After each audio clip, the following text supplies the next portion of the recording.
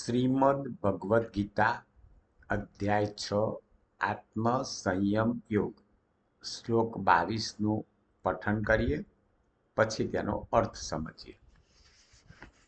યમ લબ્ધ્વા ચાપરમ લાભમ મન્યતે નાધિકમ તતઃ અસ્મિન સ્થિતો ન દુઃખેન ગુરુણાપી વિચાલ્યતે. અર્થાત પરમાત્માની પ્રાપ્તિરૂપી જે લાભને પામીને એનાથી વધુ બીજા કશા લાભને નથી માનતો અને પરમાત્મા પ્રાપ્તિ સ્વરૂપ જે અવસ્થામાં રહેલો યોગી ઘણા ભારે દુઃખથી પણ વિચલિત નથી થતો.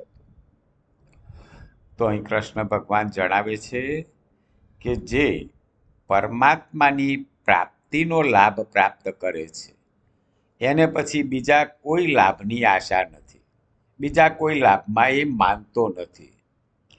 પરમાત્મા પ્રાપ્તિની અવસ્થામાં રહેલો યોગી એને ગમે તે દુઃખ આવે તો પણ એ દુઃખથી વિચલિત થતો નથી. એને સુખ પરમાત્મા પ્રાપ્તિમાં જ છે, એટલે એ બીજા કોઈ લાભમાં માનતો નથી.